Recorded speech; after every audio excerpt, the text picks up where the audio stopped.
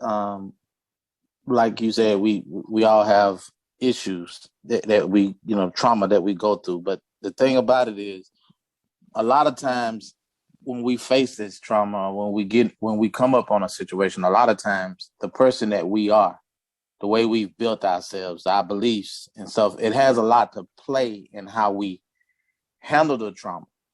And sometimes I'm a firm believer from what I've been through, and I'd like to speak off of experience and facts of what I know God has done for me. And I know how my life daily journey has done and affected my life. Now, when we on the subject of trauma, like you said, I went through a lot of trauma in 2020 because of, it was a path that I had to take. This was part of the process that God wanted to take me to. But a lot of it, I look back as I sit here, it's been now almost 2 years. This May will be 2 years. I look back at some of the things that I was doing prior to when this trauma hit me that I sometimes question. And I had to come to grips to say, did I help cause this trauma to my life? Because did I go to the doctor as much as I was supposed to, knowing that I had hit 50? No, I didn't. I only go once a year. There were signs that could have been revealed to me that I could have paid attention, because they told me, we see where your blood pressure is going up and this and that. But I was one to say, well, I'm an athlete. Okay, I'll get back in the gym harder and hit it harder. I can control this.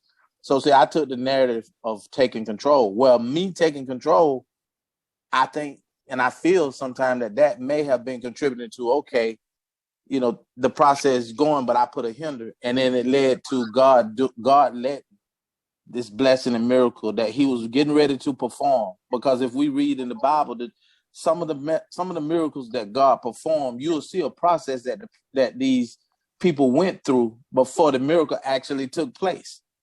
And God had to get me to that point where he said, okay, I got to sit you down now, because you still trying to do your thing, but you interfering with my thing.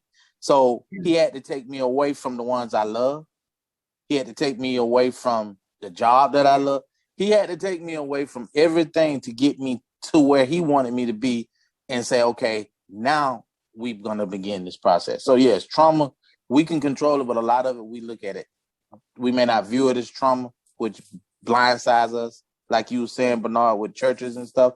But the thing we got to keep in mind when we go to church, we're not going there for a person, a pastor, a choir. We're going there because we're going to see our souls being saved by Jesus Christ and giving honor to God. If we get away from that, that kills a lot of that trauma.